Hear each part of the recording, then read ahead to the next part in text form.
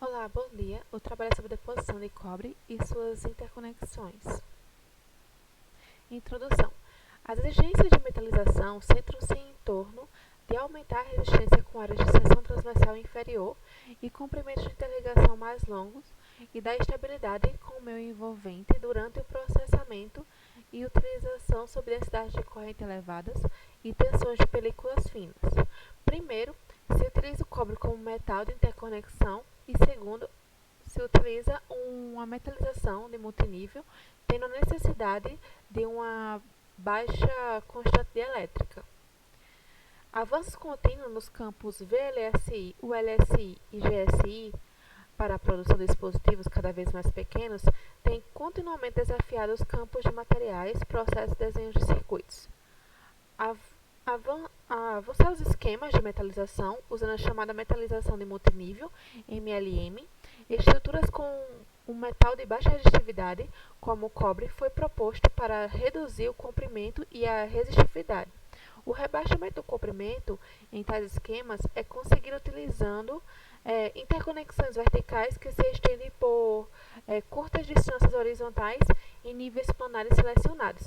Atualmente, o cobre está sendo estudado como um metal de interligação e, apesar de sua baixa resistividade, não encontrou aplicação em CIs de silício devido à sua alta difusividade em níveis profundos de silício e por ser pobre em aderência ao óxido de silício, e também por sua reatividade com o ambiente. Além disso, a gravação seca do cobre provou ser extremamente difícil. Todos os relatos publicados têm mostrado gravação de cobre ser viável a temperatura cerca de 250 graus Celsius, onde a utilização de uma máscara de gravação adequada é difícil. No entanto, pode-se prever a utilização de uma planarização técnica, na qual as interconexões metálicas incrustadas, enchendo as vias e trincheiras pré-cortadas no dielétrico, podem ser criada utilizando a chamada abordagem Damasceno. Esta técnica tem sido utilizada para construir uma interligação de 4 níveis. Cobre como metal de interconexão. A tabela aqui compara o cobre com a prata, com o ouro, com alumínio e com tungstênio. Todos são sugeridos para a utilização como metal de interconexão.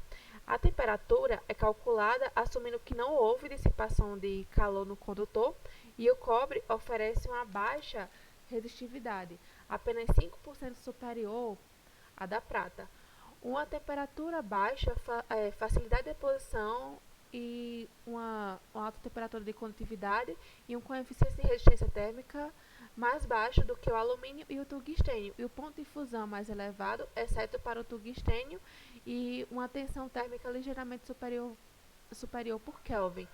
E tem uma menor difusidade em óxido de silício em comparação com a prata. E dos metais considerados aqui, o alumínio é o único que satisfaz praticamente todos os requisitos, mas o seu ponto de fusão causa preocupações sobre a sua interação com junções pouco profundas durante o contato ou o processamento de metais a temperatura de 450 graus Celsius e sua estabilidade de eletromigração. Então, e então, a tabela aqui, ela mostra os circuitos relacionados com a eletromigração também.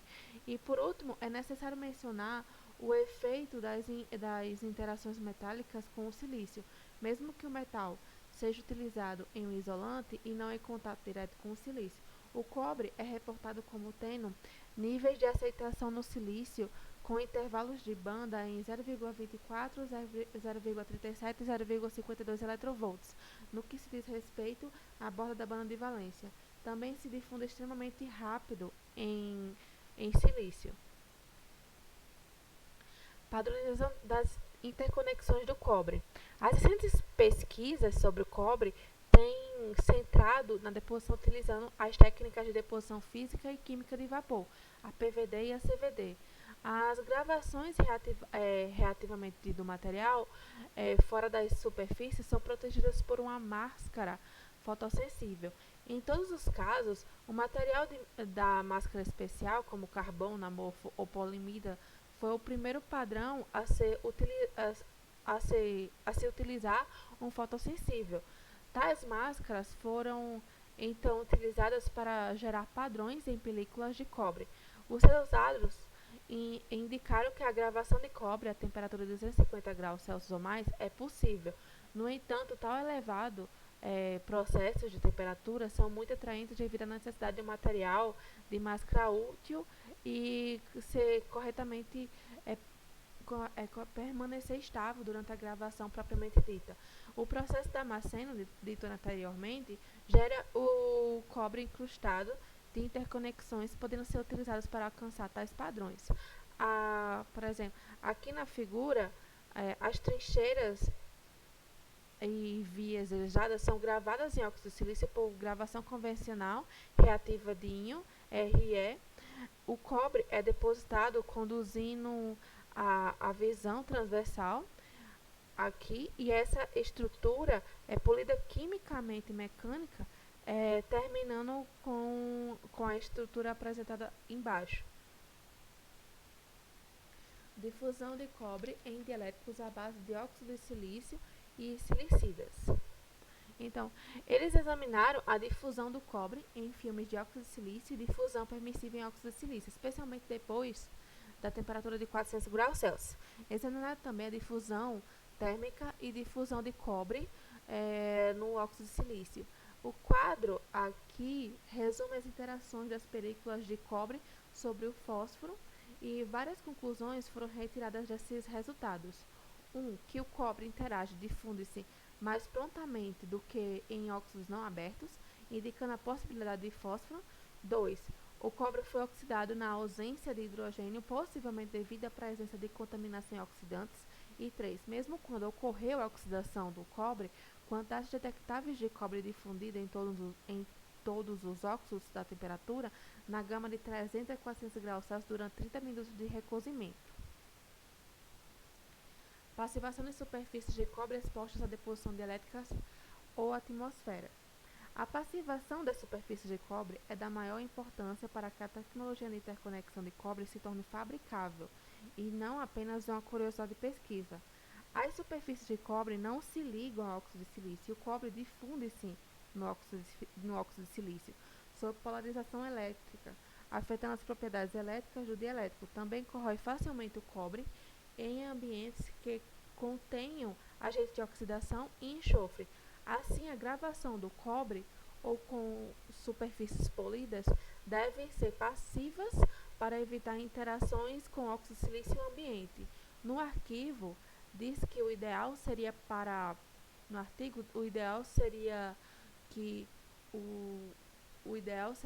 todas as superfícies expostas no único tratamento, e esses tratamentos incluiriam a imersão em líquidos ou gases. E aqui a figura ela mostra a relação da resistência de folha, o recozimento pós-oxidação e o pré-recozimento após a formação do silicida para recozimento de 10 minutos, em função do tempo e da temperatura de oxidação no ar. Então, claramente demonstra que as superfícies silicidas para proteção contra a corrosão no ar, mesmo a 350 a 400 graus Celsius. Conclusão.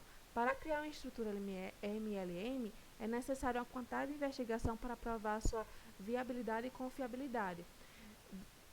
Foi feito esses passos do 1 a 6, aqui citados aqui na conclusão. Aqui está a referência do artigo e muito obrigada.